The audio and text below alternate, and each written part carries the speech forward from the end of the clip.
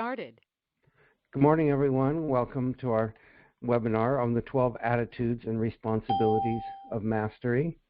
My name is Michael Bailey, and last week we got through reading all the way into, I believe it was conservation. Kelly, I'm just going to leave your mic unmuted unless we have any problems, and if we do, let me know and I'll mute it.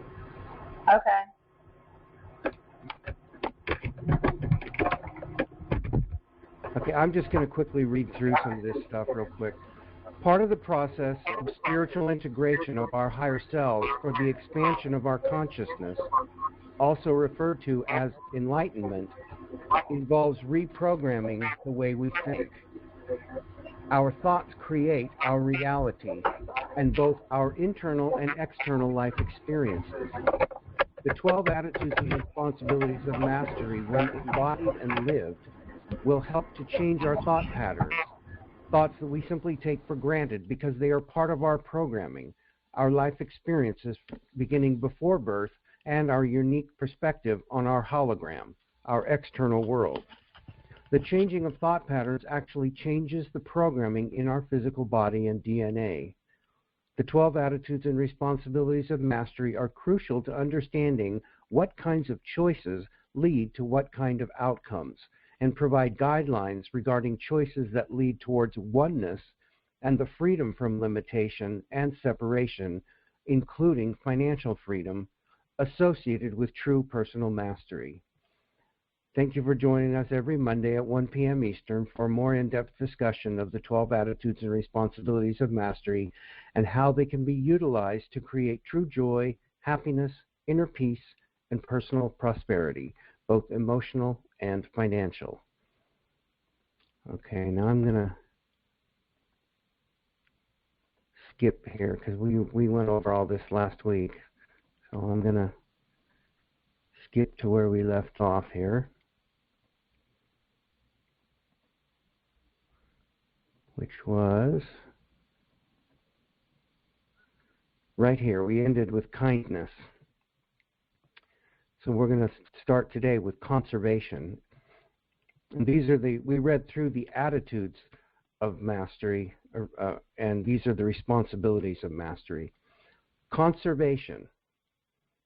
Conservation is a form of respect and appreciation for God's source energy in all of its expressions, from conserving and protecting our natural resources to being attentive to the needs of our bodies, to using the energies of our words and actions with gentle conservation, by which we freely use what is needed, but not more. God's source continually recycles life energies for the rebirth of new expression. All is given freely, but nothing is valueless or wasted.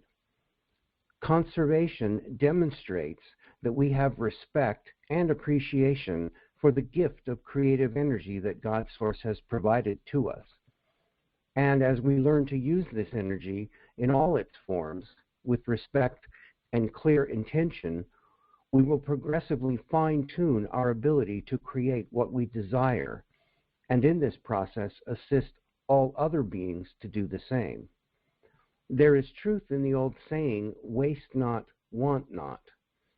If everything we perceive in our hologram of life is understood to be manifestations of God's source, we might all employ a bit more respect, appreciation, and conservation towards the use and applications of the energies of the divine. Cooperation, diplomacy. And I think, for me, this is a really big one, especially in the business world. This is where we talk about win-win, creating win-win. Existence is and will always be a co-creative endeavor. We must be willing to allow other beings the fulfillment of their needs and desires if we hope to have our fulfillment known. Creating win-win situations and creating with the intention of giving genuinely are natural ways of being. We might not always agree with the intended creations of others, and we all have a right to our points of view. Diplomacy can be a bridge between forces of opposition, through which effective actions or decisions can be reached to mutually support each perspective. We can learn to agree to disagree respectfully, so the spiritual art of cooperative co-creation can progressively evolve to higher levels of expression. I often talk about, in the business world, cooperation versus competition, because competition really, truthfully, is it brings out the worst in people. Whereas, in a situation of competition, there always has to be a winner and a loser. But with cooperation, it's always a win-win. Both parties win. There doesn't have to be a winner and a loser. The last responsibility of mastery is sense. Learning to identify and appropriately apply both common sense and the uncommon sense of spiritual knowing will allow us to establish the greatest balance of energy expression within all aspects of our lives. Codes of behavior. Before I go on, did you have any comments, Kelly? Anybody have any comments or questions? No. Okay. Codes of behavior. Attitudes and responsibilities are ideal codes of behavior to keep us centered. They keep savior, martyr, and victimizer programs from driving the bus. They keep the ego in check and help us figure out what is truly divine guidance and what is not. The first step in receiving divine guidance is to accept yourself just the way you are. The tricky part is allowing yourself to recognize who you truly are. Each time we start to work with our attitude, we deal with something that affects the physical, something that affects the emotional, and something that affects the mental.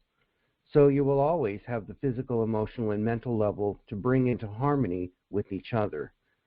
Bringing these into harmonious balance raises our attitude to the next level of consciousness. The attitudes of mastery are concepts the mental body can use to choose, look at, think about, and try to feel what it might be like to look at life that way. The attitudes of mastery are filters you can consciously choose instead of the ones that are culturally programmed in. Most of the filters we choose to look at the world through are subconscious. However, we can choose our filters. It may take a while to integrate what the attitudes really mean and the feelings associated with them, feelings that will heal aspects of the shadow body and get the mind to a space where it understands that we do not have to get caught in certain reaction patterns. We have a choice in any situation. We can act or we can react. When we react, somebody else or something else is controlling our power. We are just giving a knee-jerk reaction to whatever somebody else decided to create. We're talking about button pushing here.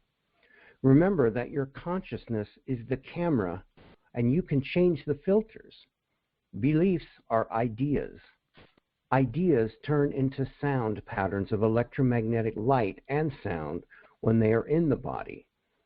If your beliefs and the things you choose to honor with your mind are not in divine alignment as far as what creates harmony and peace, it will literally create blockages in your bioenergetic field that block the ability of the higher levels to integrate.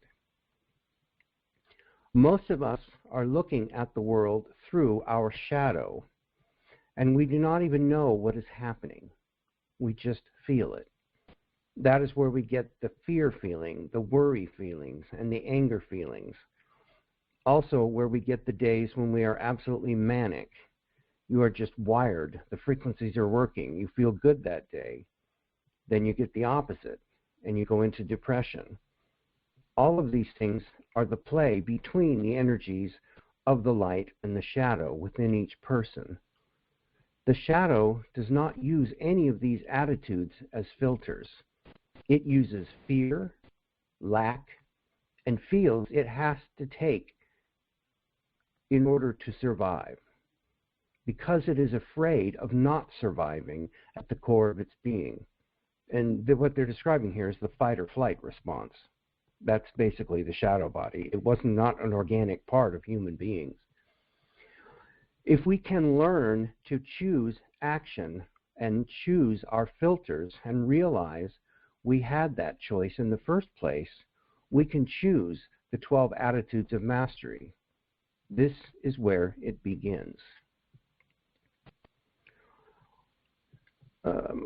The attitudes and co-creation. I just want to take a moment here.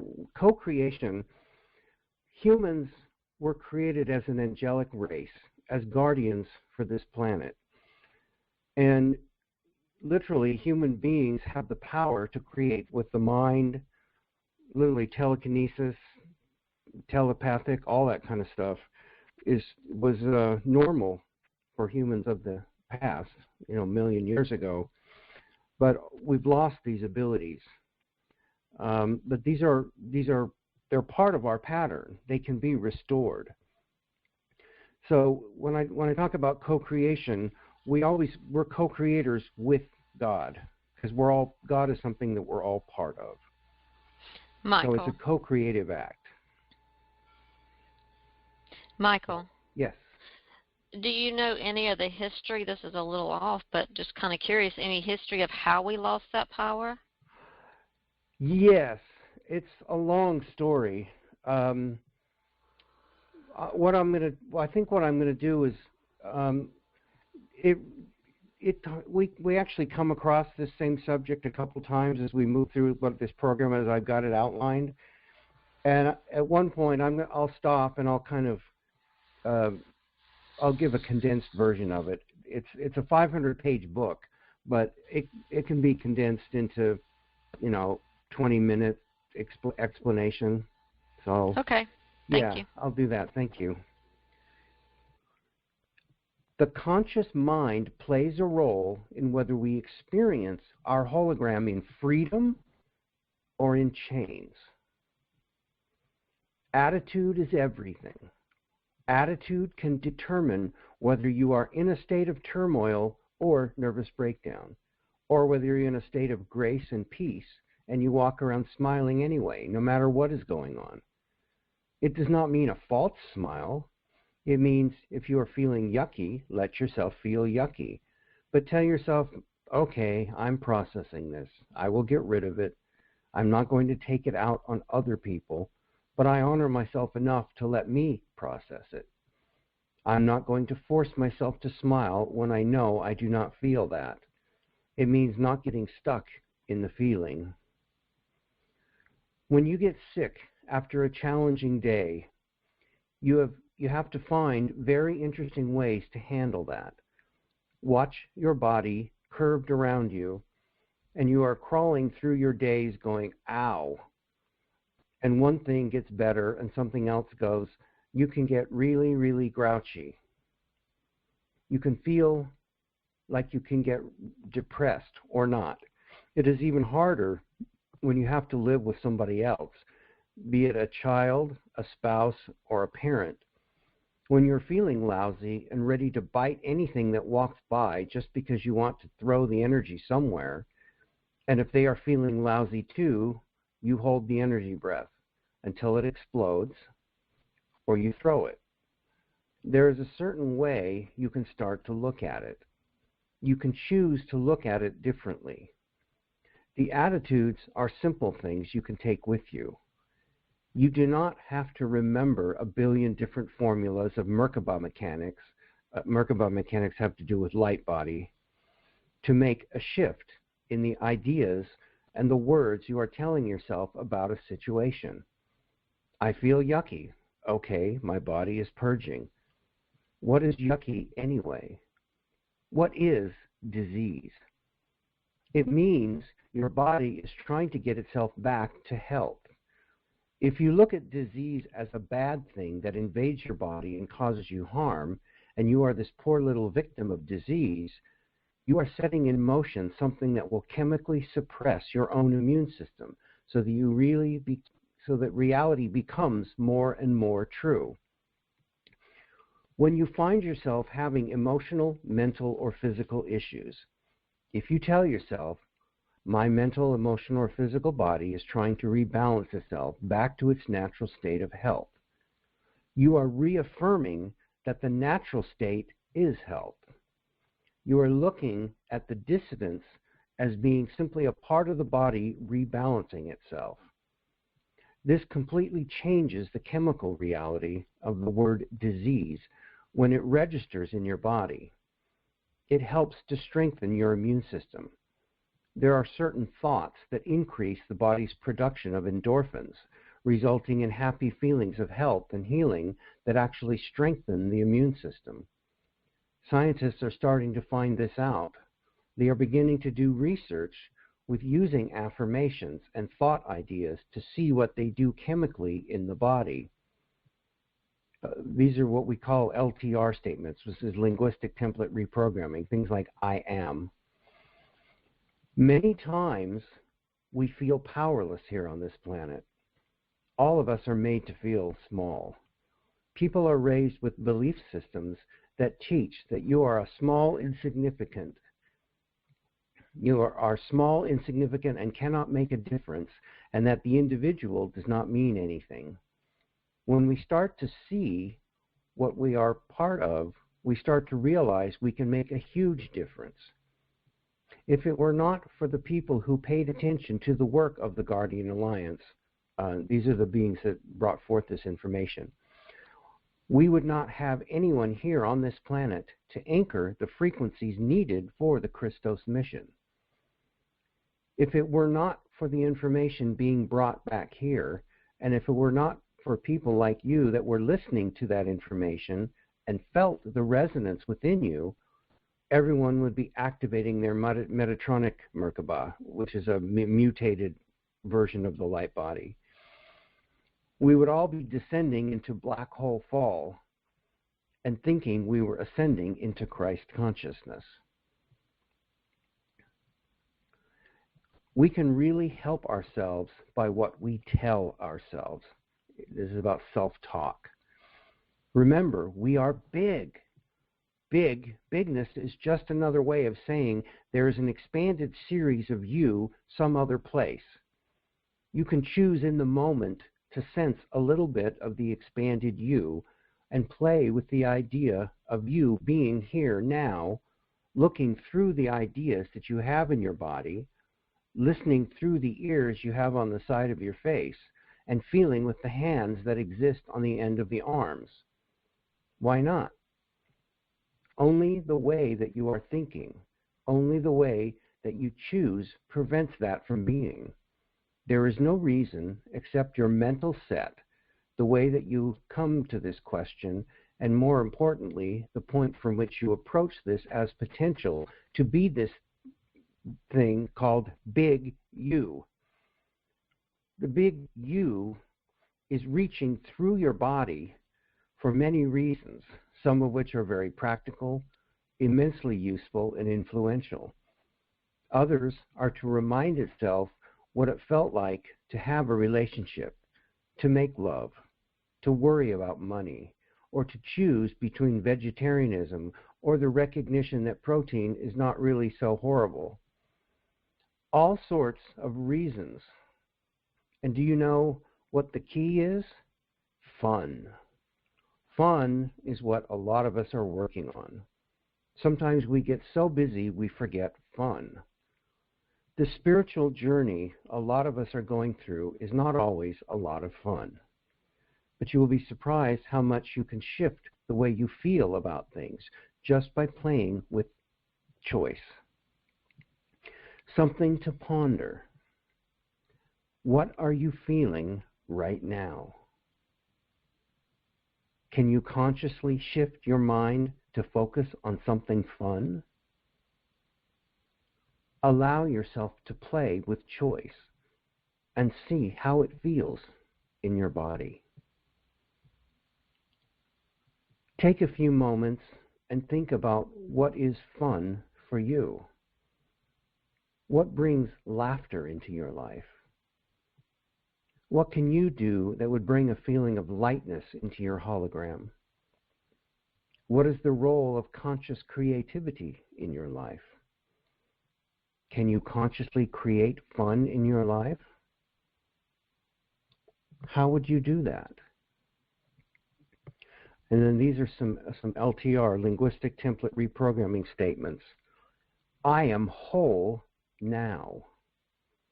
I am my Christos self now. My life is full of wonder, grace, joy, and fun. I am this. I am.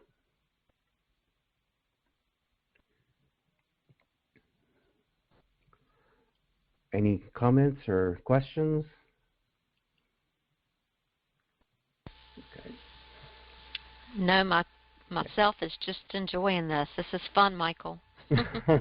Okay, good, good.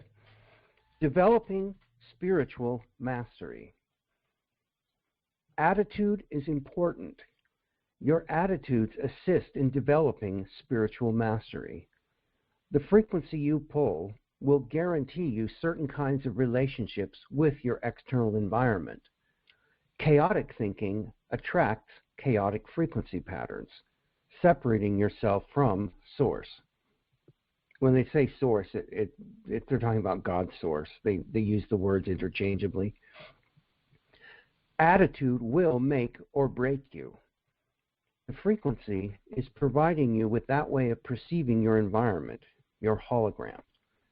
Chaotic thoughts guarantee you will automatically react in certain ways, similar to a puppet or a marionette. People can push your buttons. Anything that contracts from a frequency level is dissonant. It is a reducing order. On the basis of frequency accretion, by engaging in chaotic thoughts, you attract more chaotic frequency patterns to you, which by definition means you push yourself away from source.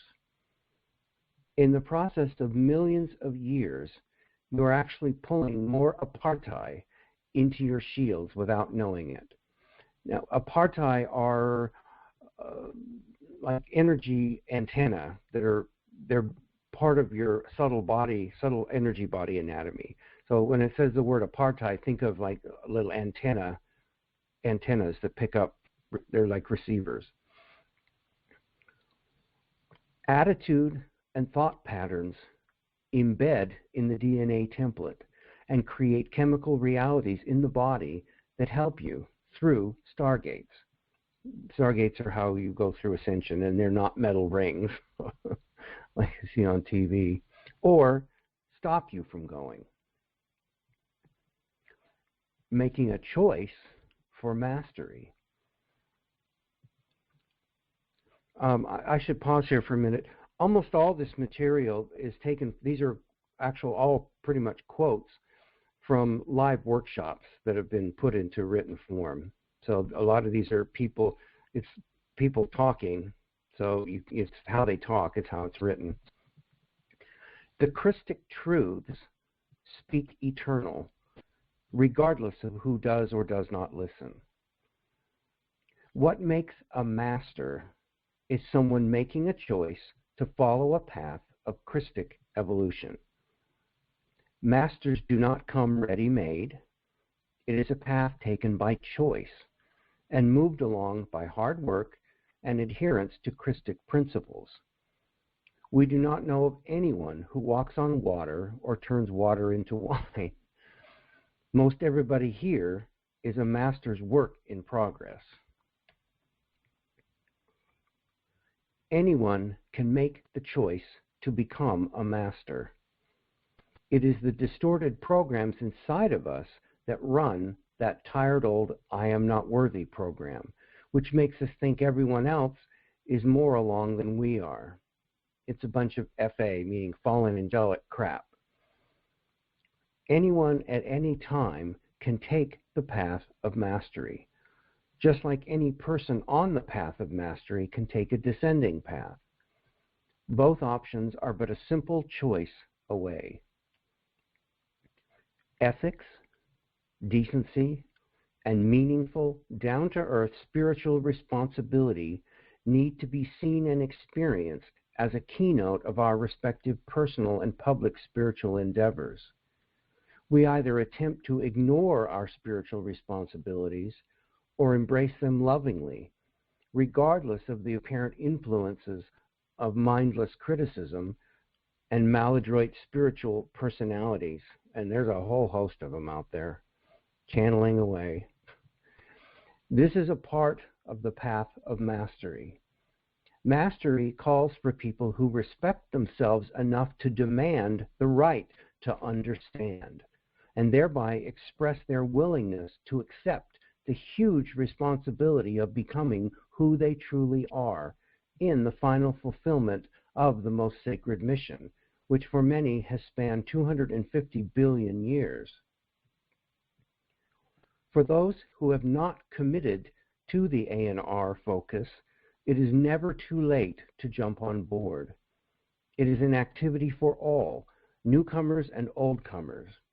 It is a great way to connect to the shield. Exclusion is a personal choice. The shield refers to there's a larger group energy shield. It's very large, and it's something that we're all a part of. There are various shields, but we're all part of one. It's also called the tribal shield, which has to do with family and genetics, but it's a little more than that. Something to ponder. Are you willing to align yourself with Christic principles, no matter how hard it gets? What choices do you find yourself making when the going gets tough? What do you think is your spiritual responsibility? Are you willing to lovingly embrace your spiritual responsibility? I accept now my responsibility to become who and what I am. I am this. I am.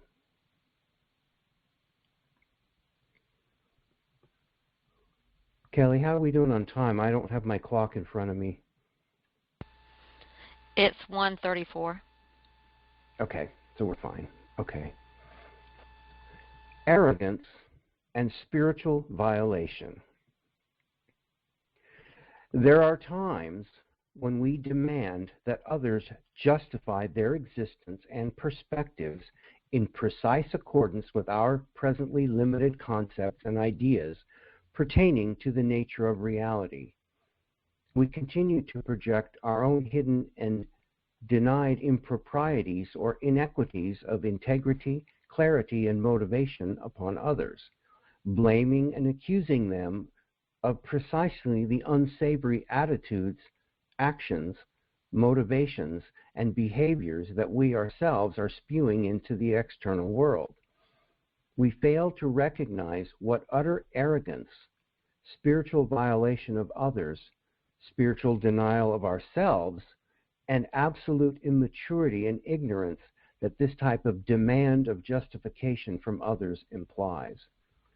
Where did we ever get the idea that anyone, God source, the universe, the Iani, who are a very high race who help bring these teachings, our parents, our partners, our teachers, the government, etc., is required to justify their existence or perspectives to us or owes us anything, including an explanation or answer? We owe ourselves these things and much more. But as long as we refuse responsibility for this by projecting our power and accountability onto external sources, blaming and angrily demanding from the external, instead of lovingly giving to it and to ourselves, we will continue to disempower ourselves and perpetually place ourselves into the role of playing victim. So we can draw to ourselves the external mirror to reflect back to us the ways in which we are violating and denying our true selves. So it's literally a self-replicating process, and it just goes down, down, down, but it can also go up, up, up. So, make the choice to go up, up, up. Attention and answers from our own personal inner Christos, from God's source, from the beloveds.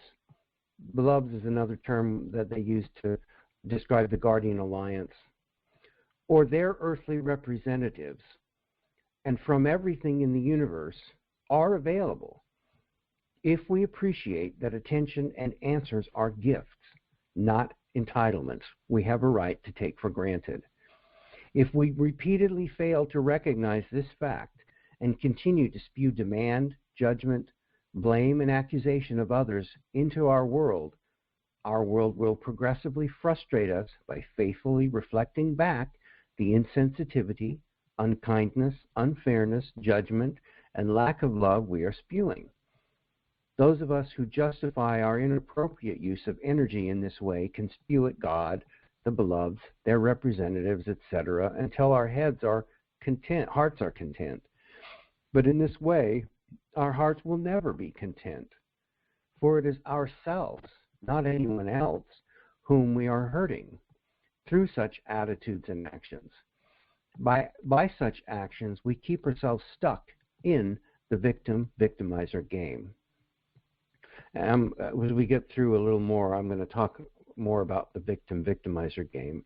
In short, it's a game that starts where one person victimizes another person, and then in response, that person victimizes the other. So the victim becomes the victimizer becomes the victim, and it just goes back and forth, back and forth, back and forth, on and on and on and on.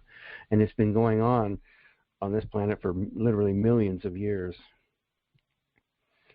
If one desires Christic assistance in finding one's own answers to personal questions, including those pertaining to this work, then we suggest asking one's questions in a loving, appreciative, kindly, sincere Christic manner, a practice through which one might find that the feedback one hopes to acquire returns in like Christic fashion.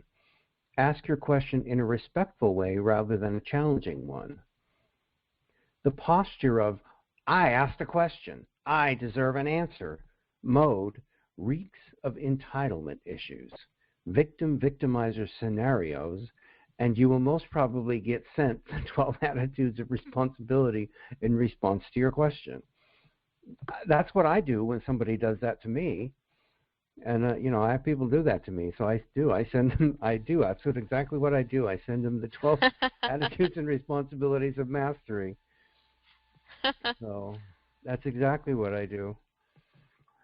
It will help if you demonstrate some responsibility for your own enlightenment, perhaps asking to be directed to where you could find this information. It is not anyone's job to show anyone anything. The answer is always found in the quest, the internal process that matures us as we experience these questions and find the answers ourselves. Therein lies the true power and the gift that the question brings. It is not anyone else's role to provide those answers for another. Once one has learned and embodied the lessons of divine love and power, one recognizes that the greatest joy is the giving, not in the taking, and that the greatest power is in the being, not in the controlling.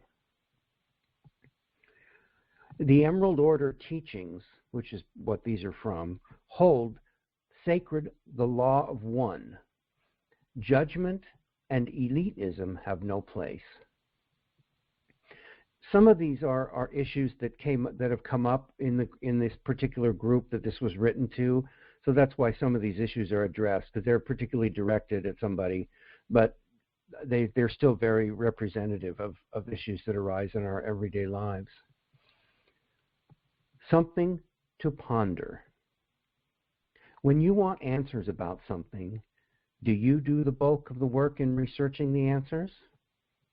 Yes, of course you do. When you have questions about something, do you get upset if someone does not answer all the questions, but instead directs you to where you can find your own answers? And here are some LTR statements. I now take full responsibility for my own enlightenment.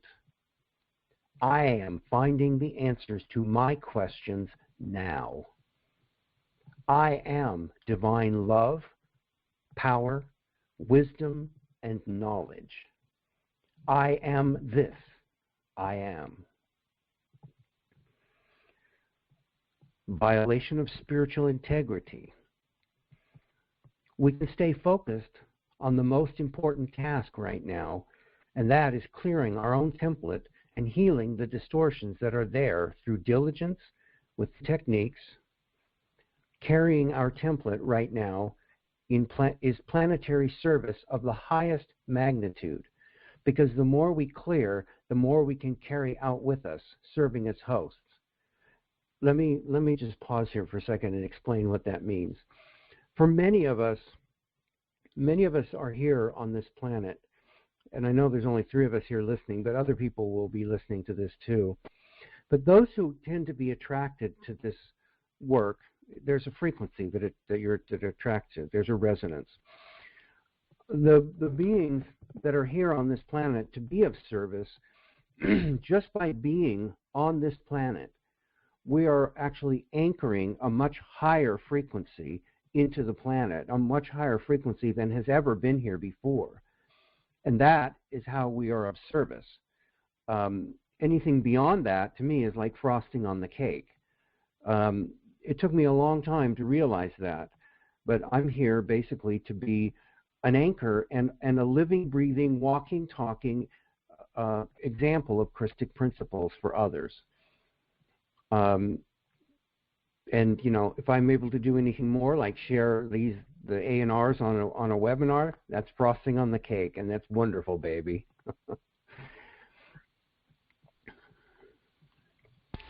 It is a violation. Michael, Pardon? Let me see. Sure. If Kelly, do you have anything to add there? Can you guys hear me? Yes. Yes. Can you hear me? Okay, because I had my speaker in my computer so I could hear it. I think this is, you know, you've said so much, so way back I was thinking about how much fun Lucy and I are always having.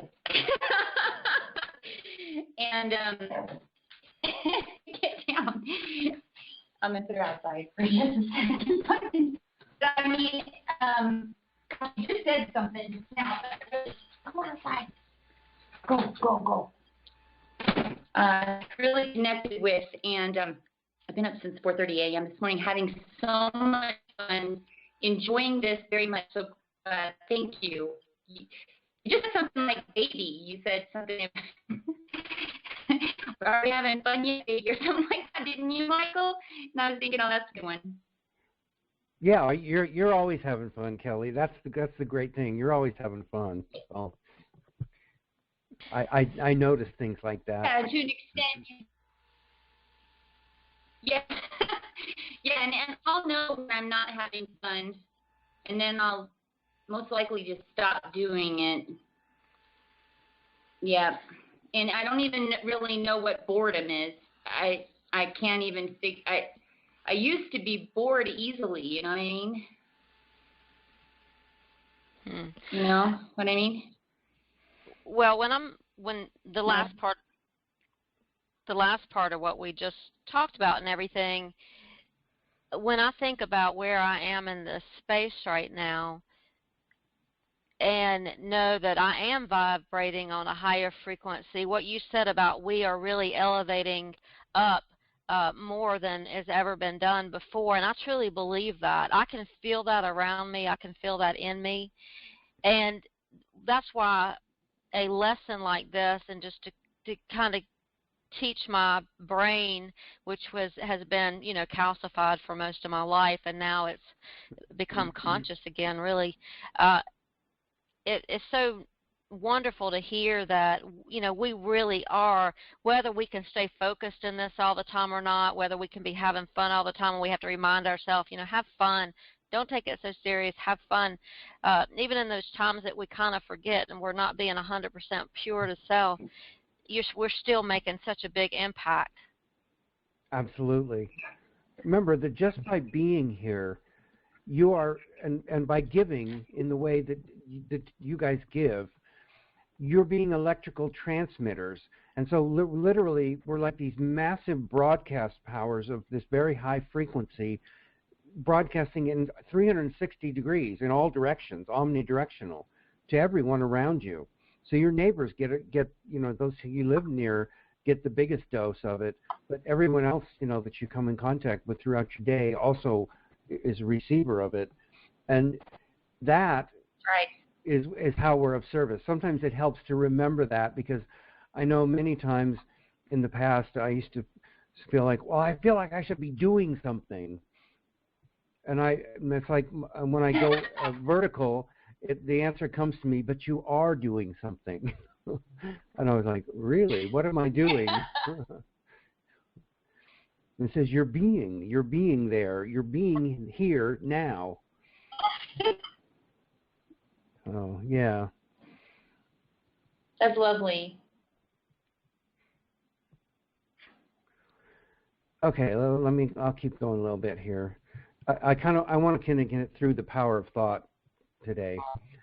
It is a violation of someone's spiritual integrity to scan or check their fields without permission. The condition of someone else's fields is not our business. It is also not safe. It leaves us open to intrusion by energies in their fields that might not have our best interests at heart. The best protection is not to probe in another's fields.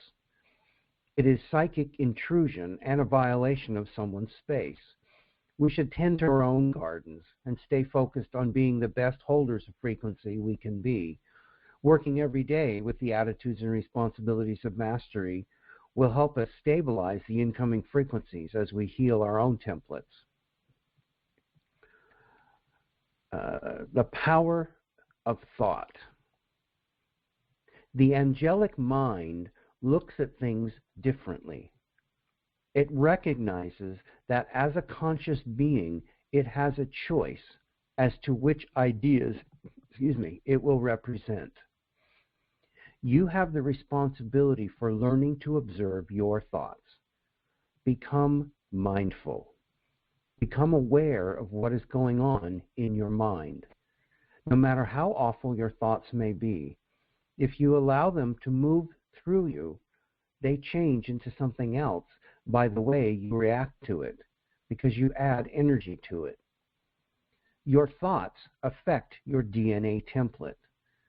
Your DNA template is the structure that throws energy around in very specific ways that creates the projection of the external hologram that we walk. Literally, your external reality is being created moment to moment by your thoughts. It's literally the brain patterns of all of us on the planet collectively creates our collective hologram. So your own personal reality comes from your own thoughts and your own beliefs on how the world is.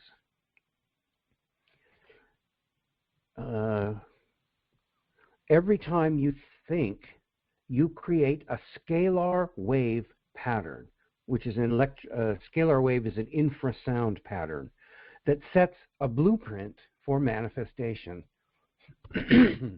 Thoughts are things, and they are extremely powerful. There is a biological reality of spiritual integrity that manifests chemically within the DNA as a result of the state and focus of your consciousness.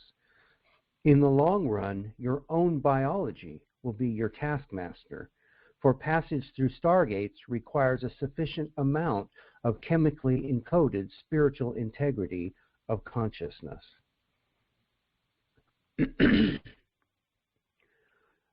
Okay, I'm going to go through one more and then we're going to pause here. Controlling your mind. Learning to control your mind is not a rigid thing. It is not a forced thing. It is something that must be done out of love. It must be done in a way where you start off with absolute love for yourself, absolute forgiveness for yourself ahead of time, absolute in the determination, I will not judge myself. This is how you begin the process of learning genuine mastery of your mind patterns. If you experience chaotic patterns from the D2, which is Dimension 2, elemental emotional body, we suggest you use your mental body to first acknowledge it, then let it move through you. If you repress emotion because it does not feel good, and you use your mind as a dictator instead of as a liberator, you will simply tie yourself in knots. And that's literally what post-traumatic stress disorder is. You will not help your manifestation process. You will not do spiritual integration. You will not set yourself free. Kelly. There you go, Kelly. Your mic was muted. Okay. It is time to become aware of stuff that needs to be cleaned up. It is a good time to clean it up, and the best place to start is with what you are going to let yourself think about. We do not want to manifest at the speed of thought until we are clear. We need to fix the thought generator machine first. We must clear ourselves, heal things that lead us into reversals, integrate the shadow, and learn responsible manifestation. Otherwise, if you get this power back and you're having a bad day, you can really manifest yourself a worse one. I mean, imagine today if humans, the power of telekinesis was restored suddenly. Oh man, this would be a living hell. When you first start to become a master of your hologram, mental body training is what actually comes first. Learn to choose your thoughts. Learn to observe what your thoughts are doing.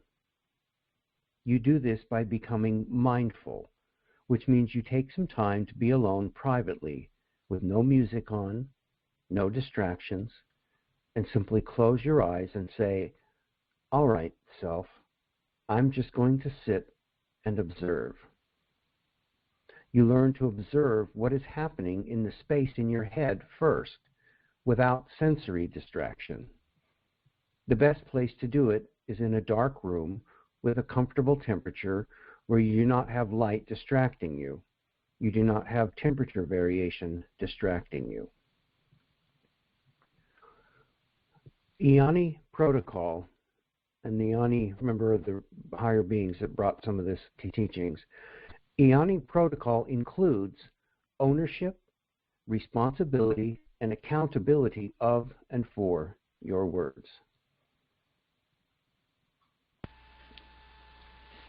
Okay, something. Awesome, Michael. I'm just going to finish these two things, and then we'll start. Okay. We'll start next week with coming back into balance. Something to ponder. Observe your thoughts. There's no need to think about your thoughts, but just observe. Allow them to pass through. Take a breath and focus on your breathing. Allow the breath to be like a breeze blowing through the thoughts. Continue to focus on your breathing. Allow yourself to be. And some LTR statements. I take full ownership of all my words and of all my creations. I am responsibility. I am accountability. I am absolute love. What a great place to end. Yeah, I thought that would be a good place to end. Awesome. Okay, well, oh, let me